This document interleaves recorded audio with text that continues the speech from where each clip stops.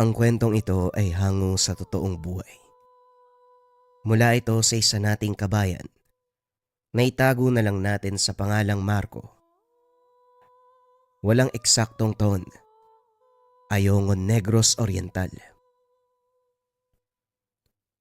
Nang mga panong ito, kasalukuyang nasa poder ng kanyang lolo Sendong itong si Marco.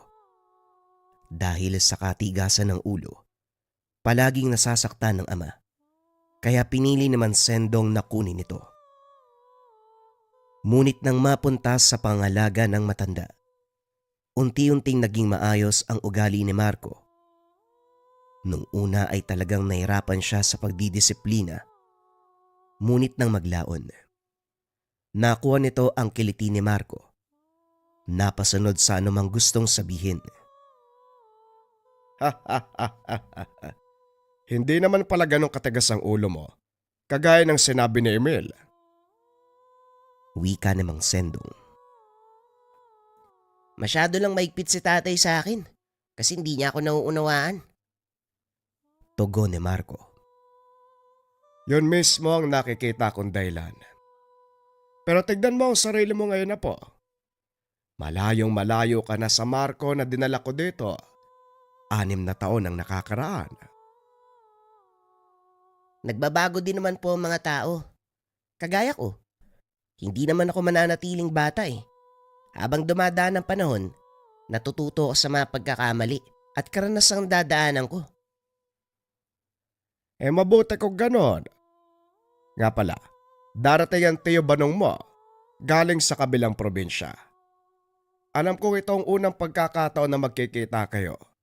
Medyo stricto ang taong yon kaya mag-iingat ka sa mga kilos mo, lalong-lalo na sa pagharap sa kanya.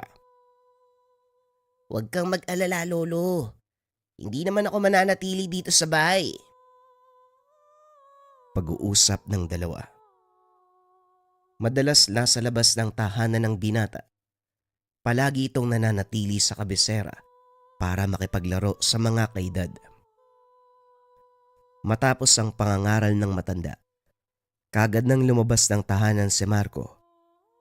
Lingid sa kalaman nito na yung araw na yun mismo ang pagdating ng kanyang tiyuhin.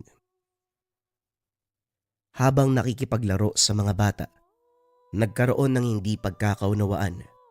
Pinagtulungan ng mga kalaro si Marco. Hindi pa nakontento ang mga ito. Nagtawag pa ng mga nakakatanda. Walang magawa si Marco kung hindi tumakbo pa uwi. At habang papatakas ito sa mga gustong gumulpe sa kanya, hindi nito namalayan ang isang lalaki naglalakad. Nabangga ito ng binata dahil sa tigas ng pangangatawa ng lalaki. Natumba si Marco. Aray naman.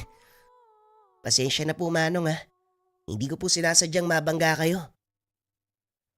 Wika ni Marco. Para may tinatakas ang kayata. Bakit? Ano ba ang atraso mo sa mga taong yan? Wala akong atraso sa kanila. Silang may mali eh. Hindi sila patas makipaglaro. Hindi patas. Bakit? Kailan ba naging patas ang mundong ito? Tumayo ka sa likuran ko. Ako nang bahala sa kanila. Tumayo si Marco sa likuran nito. Inantay ang mga kalalakihang parating. Huwag mong ipagtanggol ang batang yan.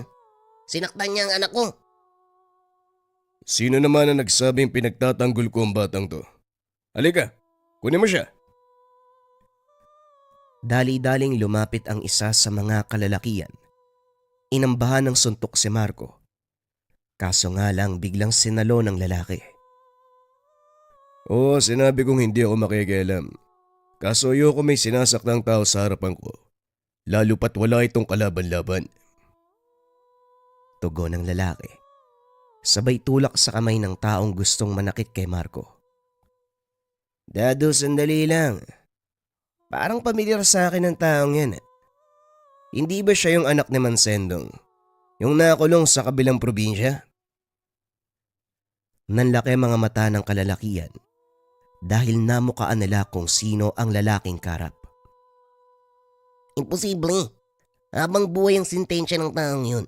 dahil sa ginawa niyang pagpatay sa 10 katao. Hindi pwedeng nakalaya siya ng ganun kadali. Hindi ako maaaring magkamali. Siya nga ang anak ni Mansendong. Si Banong.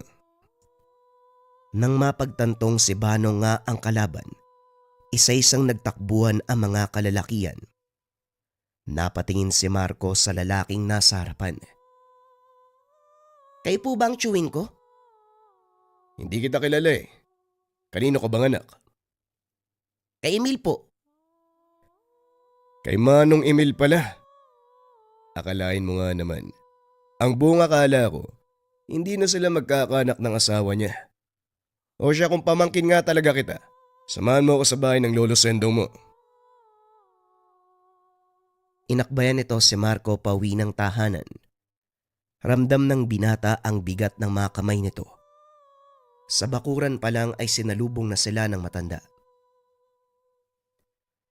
Nagkita na pala kayong dalawa. O Banong, ipinapakilala ko sa iyo ang pamangkin mong si Marco. Marco pala ang pangalan mo ha. Nagkita na kami sa labas. Pinagtutulungan niya ng mga kalalakihan dun eh. Buti na nga lang napadaan ako.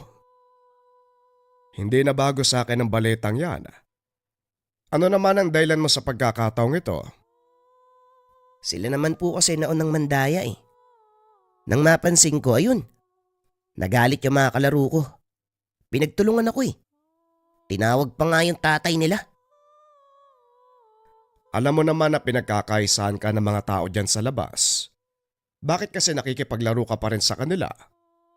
Tay, bakit yun naman hinahayaan mangyari yan sa kanya? Sa palagay mo ba, may kakayahan pa ako makipag-away sa mga taga-baryo? Matanda na ako, Banong. Hindi na kagaya ng dati ang lakas ko. Halika na, pumasok ka na muna na makapagpahinga. Pumasok ng tahanan si Banong. Doon ipinagpatuloy ang pag-uusap. Ikwinento ni Banong ang nangyari, kung bakit siya nakulong at kung paano siya nakalaya sa kabila ng hatol na habang buhay na pagkakabilanggo. Ayon sa binata, totoo ang paratang na pumatay siya ng 10 katao, natulan ng habang buhay na pagkakabilanggo.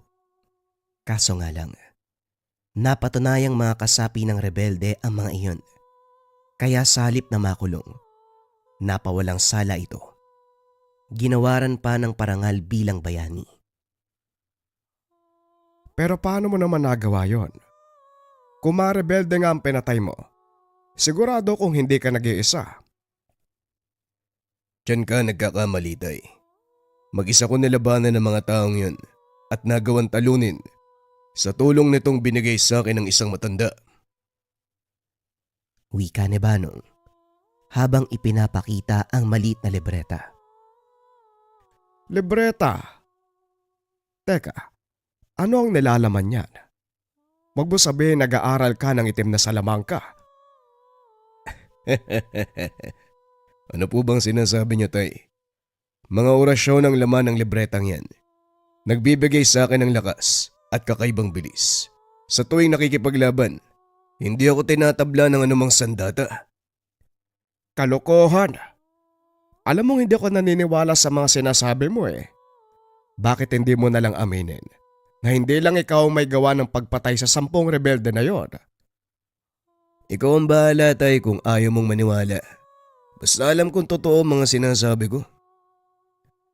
Ay nako, Osha. Maiwan na nga muna kita dito, magpahinga ka. Ipapatawag na lang kita mamaya kapag kakain na.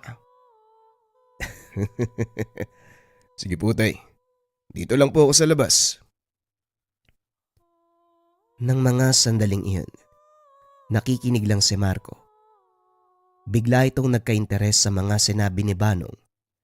Kaya naman nilapitan nito ang chewin na naninigarilyo sa labas ng bahay. Ano? Kumusta ang mga pasamo? Ayos lang po ako, tiyo. Mawawala din to makalipas ang ilang araw. May tanong lang po sana ako. Yung tungkol po dun sa sinabi nyo, totoo po ba yun? Ang tanong dito, naniniwala ka naman ba? Hindi ko naman po mapapatunayang totoo yung sinasabi nyo eh. Lalo na kung walang pruweba. Bakit hindi niyo po ipakita sa akin? Naku, yan ang ipinagbabawal. Hindi ko maaaring ipakita sa iba ang kakayahan ko. Lalo na kung ang intensyon ay subukan lang. Yun na nga eh. Paano ko masasabing naniniwala ako? Wala namang pruweba. Balang araw, makikita mo rin ang sinasabi ko. Hayaan mong hilingin ang pagkakataon, Marco. Huwag mong ipilit. Dahil kapag nagkaganon, wala kang respeto sa tangan mong gamit. Hindi na muling nagtanong pa si Marco dahil medyo nag-aalangan. Hindi umiral ang pagiging makulit na binata sa Chewin dahil sa hindi pa ito gaanong kakilala. Ngunit dahil sa kagustuhang matuklasan ang lihim ng Chewin, naging malapit si Marco kay Banong. Hindi naman nagtaka ang Ginoo dahil alam niyang interesado ang pamangkin sa kung anong kakayahan ang meron siya. Hanggang sa dumating ang pagkakataon, makikita ni Marco ang kakayahan ng Chewin. Ito ay nang sumapit ang kapistahan ng kanilang lugar. Nagkayayaan ang mag-Chewin na mamasyal sa bayan para manood ng palabas. Tuwang-tuwa si Marco ng mga sandaling iyon dahil sa unang pagkakataon, may makakasama siyang mamasyal. O bakit? Hindi niyo ba ginagawa ito ng tatay mo? Hindi po eh. Mas madalas pang galit sa akin si tatay. Kaya natatakot akong ayain siya sa mga ganitong okasyon. Kung sabagay, masungit nga naman si Manong. Pero sige lang, nandito naman ako eh. Saan mo gusto unang sumakay? Talaga po, Tiyo? Sasamahan niyo ko? Oo, sabi. Ano na? Nakapili ka na ba? Oho. Gusto ko pong sumakay sa Chubibo. Ayos, halika na. Sandali lang pala, bibili lang ako ng ticket. Antayin mo ako dito. Wika ni Banong.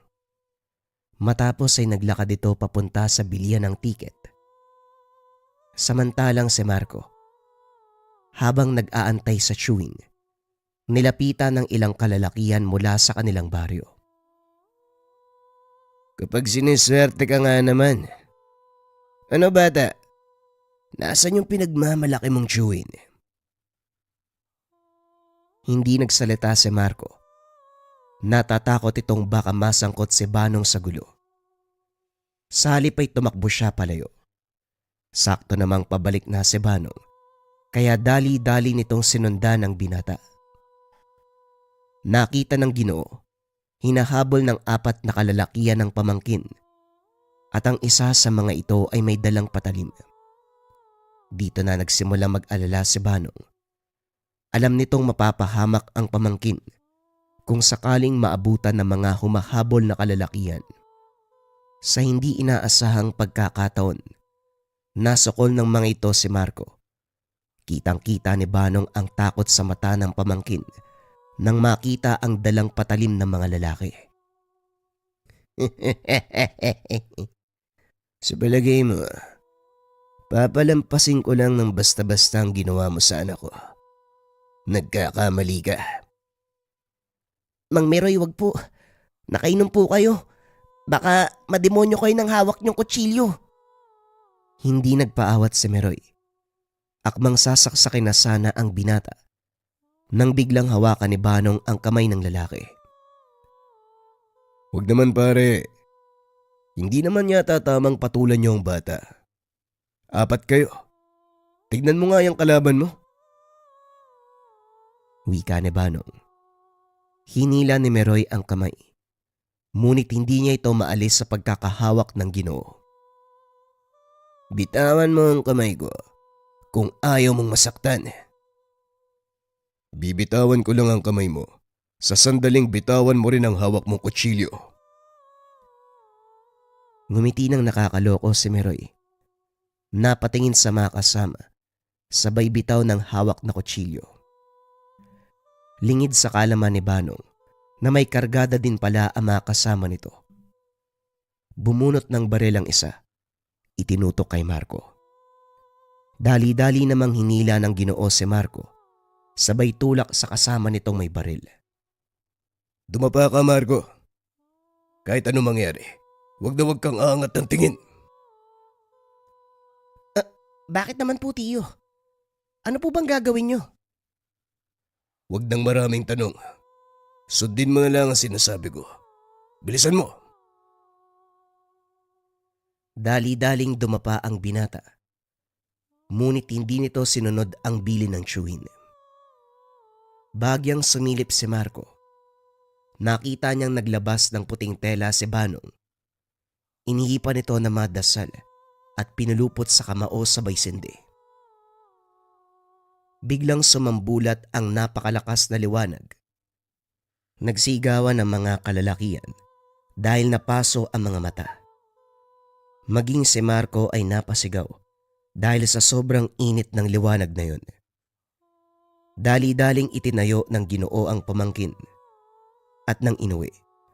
Patuloy ang iyak ng binata dahil nabulag ang kaliwang mata. Sinabi ko sa'yo na huwag kang mag-aangat ng tingin kahit anong mangyari. Pero hindi ka nakikinig. Pasensya na po, Tiyo Banong. Gusto ko po kasi makita ko ano yung gagawin nyo sa mga taong yun eh. Hindi pa rin sapat na dahilan yun, Marco. Tignan mo ang nangyari sa'yo. Napahamak ka dahil sa katigasan ng ulo mo. Pag-uusap ng dalawa. Pagdating sa tahanan, galit na galit si Mansendong dahil sa nangyari kay Marco. Hindi naman makapagpaliwanag ng maayos ang binata dahil alam niyang hindi rin ito paniniwalaan ng ama. Magtapat ka nga, Banong. Ano ba talaga nangyari? Alam ko naman na hindi rin kayo maniniwala kung sakaling sabihin ko sa inyo. Nabulag si Marco dahil nakita niya yung puting liwanag ng tangan kong gamit. Tangan mong gamit? Paano nangyari yon? Kung totoo mang gano'n ang naganap, bakit mo ginamit? Alam mo naman kung anong kakalabasan. Wala na ako magagawa, tay. Nasa alanganing kaming kalagayan ni Marco. Kaysa naman ibuwis kong buhay niya. Pag-uusap ng mag-ama. Nang mga sandaling ito ay nagpapahinga si Marco sa silid. Mabuti na lang, nagawang agapan ng mata ng binata. Gayunpaman, nawalan na ito ng paningin sa isang mata. Hindi mo na may babalik ang paningin ni Marco.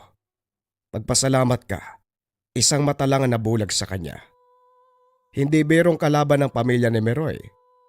Hindi ko rin alam kung ano ang totoo. Pero sa pagkakarinig ko, mula sila sa angkan na mamangkukulam.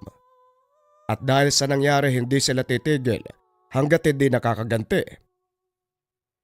Hindi mo naman ako masisisi kung ipagtanggol ko ang pamangkin ko, tatay. Kaysa naman si Marco mapahamak. Huwag kayong mag-alala dahil sisiguraduhin ko na hindi sila makakatungtong sa bakuran natin. Hindi ko alam kung anong gagawin mo, pero magtitiwala ako, Banong. Matanda na ako. Wala nang sapat na kakayahan. Huwag kang mag-alala, tay. Ako na po ang bahala. Kinagabihan. Nag-antay si Banong kung may darating mula sa pangkat nila Meroy. Ngunit inabot na lang ng pagsikat ng araw. Walang sumipot. Wala namang dumating, tay. Baka natakot din sila sa nangyari kay Meroy.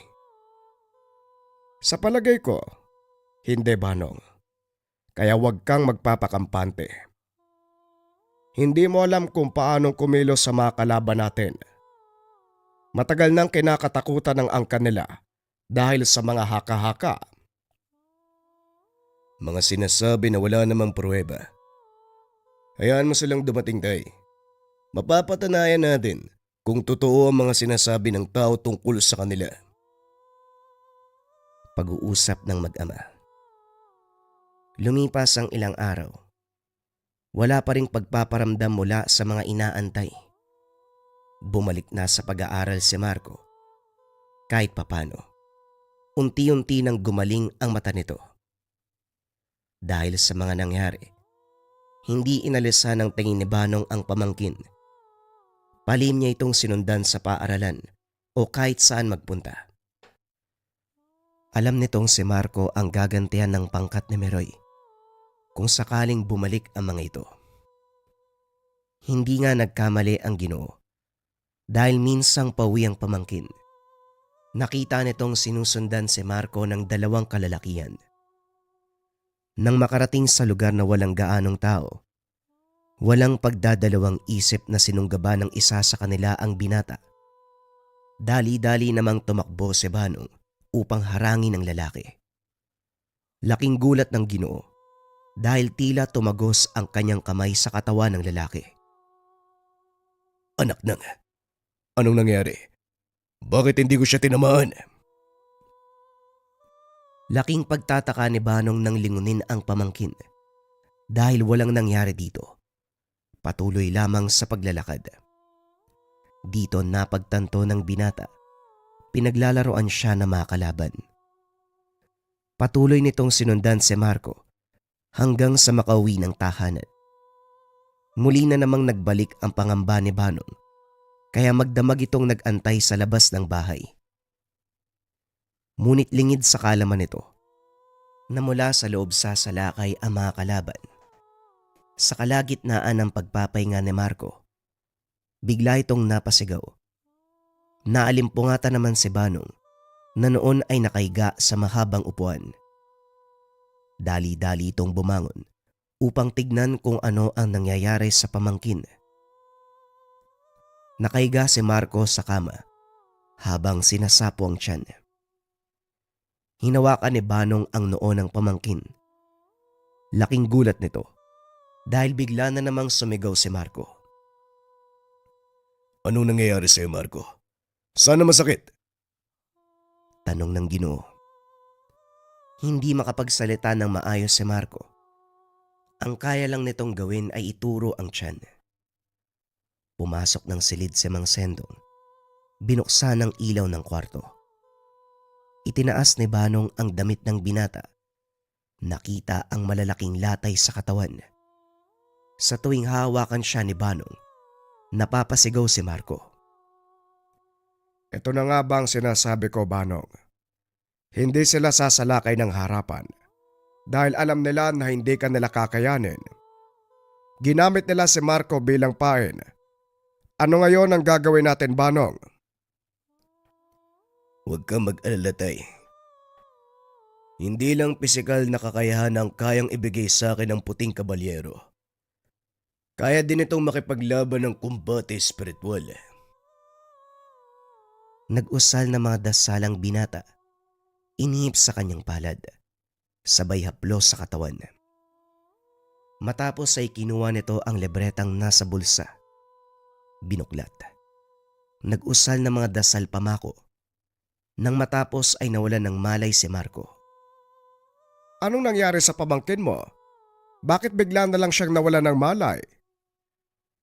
Normal lang yan, Tay. Dahil pansamantala kong pinagpapahinga ang spiritual na katawan ni Marco. Huwag kayo mag-alala dahil babalik din siya sa normal pagkatapos ng gagawin ko. Ano bang gagawin mo? Papasapiin ko ang kalaban sa kanyang katawan at doon ko paparusahan. Hindi naman kaya malagay sa peligro ang buhay ng pamangkin mo, Banong? Hindi naman, Tay. Magtiwala lang kayo. Dahil ilang beses ko nang ginawa ang bagay na yan. Hindi ko lang sinasabi sa inyo. Pero isa akong lihitimong manggagamot. Malaki ang tiwala ko sa iyo, Banong. Ikaw na ang bahala. Wika ng matanda. Naupo ito sa sulok. Hinayaan si Banong na gawin ang dapat gawin. Itinapat ng Ginoo ang kamay sa noo ni Marco. Muling nag-usal ng mga dasal. Matapos ay tinawag nito ang nilalang na nanggagambala sa binata. Alam kong naririnig mo ko. Kung talagang gusto mo makipagtuos, pumasok ka sa katawan ng binatang ito. Ilang ulit itong sinambit ng Ginoo. Hanggang sa bigla na lang dumilat ang mga mata ni Marco. Isang albularyo.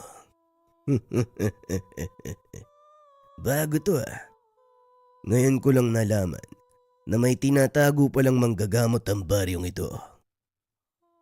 Tama ka, kaya simula ngayon, magsipagtago na kayo sa saya ng nanay nyo dahil ito na ang huling maliligayang araw nyo.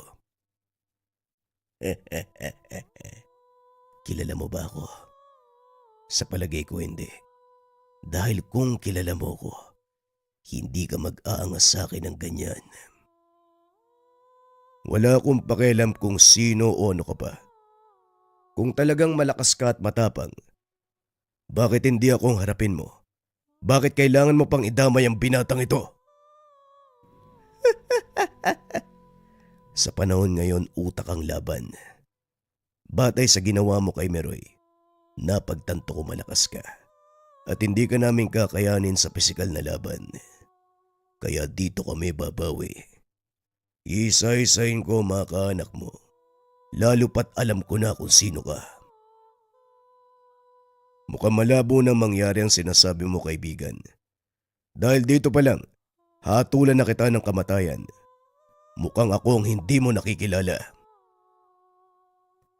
Nag-iip na madasal si Banong. Inihip ito sa kanyang daliri. Biglang kumilos ang kamay ni Marco. Tinakpan ang mga mata. Sino ka? At bakit napakaliwanag ng mukha mo? Kung ano man ang nakikita mo ngayon, espiritual kong anyo. Bibigyan kita ng pagkakataon. Tanggalin mo ang sumpa sa binatang ito. Dahil kung hindi, diyan ka masusunog sa katawan niya. Ano akala mo sa akin? Matatakot sa simpleng liwanag. Hindi ako kagaya ng pamangkin kong si Meroy. Kung patuloy kang makikipagmatigasan, sige, makikipaglaro ako sa iyo sa gusto mong paraan. Naupo si Banong sa tabi ng higaan ni Marco. Nag-usal ng mga dasal. Ipinikit ang mga mata. Dito na nakita ng Ginoo ang itsura ng kalaban. Nakatayo ito habang may hawak na manika at kutsilyong may itim na talim. Bitawan mo ang manika. Ako ang harapin mo. Napalingon ng lalaki. Tumawa ng malakas.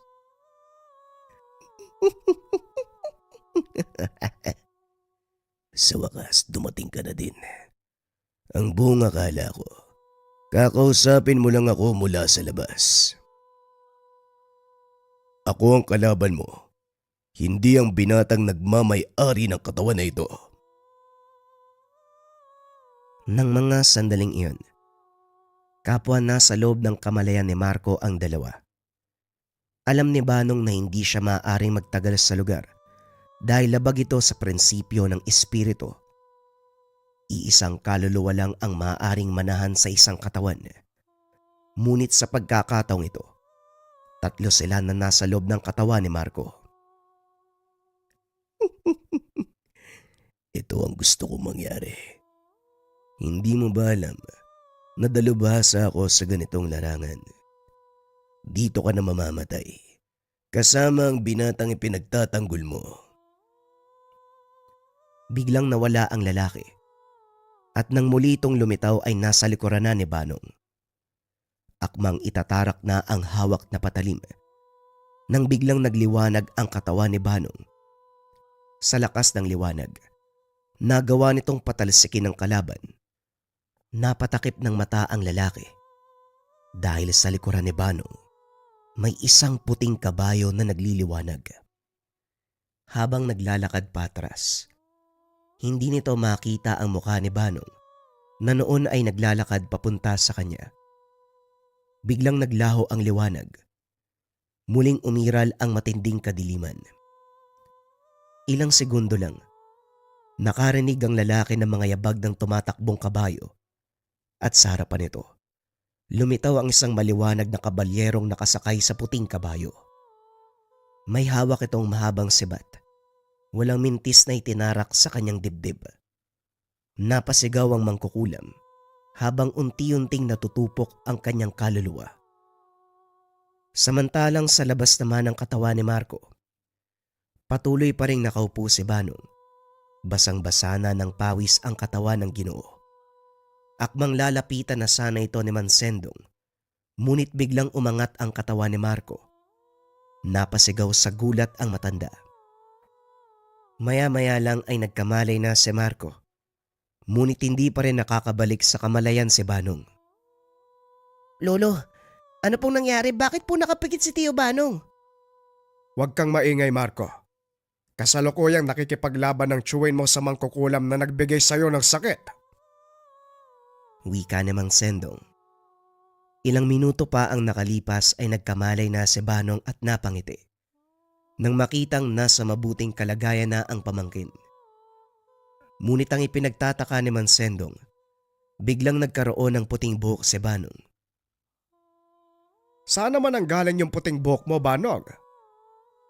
Ito po ang nangyayari sa akin sa tuwing gagamitin ko ang buong kapangyarihan ng puting kabalyero. Nababawasan ang taong ilalagi ko sa mundo. Kapalit naman ito, may naililigtas akong buhay. Kinabukasan, matapos ang kaganapan, kumalat sa baryo ang balita. Namatay ang lalaking nagngangalang Rino. Siyu'y nito ni Meroy. Pinuntahan ni Banong ang lalaki. Napagtanto na ito nga ang nakatunggaling mangkukulam. Simula noon, natigil na ang paghahari-harian ng angkan ni Meroy. Kinilala naman si Banong sa lugar bilang albularyo, lalo pat dumami ang natulungan. Hindi akalain ni Marco na magkakaroon siya ng ganitong karanasan. Gayunpaman, sa kabila ng pagkawala ng isang mata, masaya ito dahil tuluyang nabago ang kanyang buhay. Lalo pat nalaman ng mga tao na pamangkin siya ni Banong, ang taong nagtataglay ng gabay na puting kabalyero.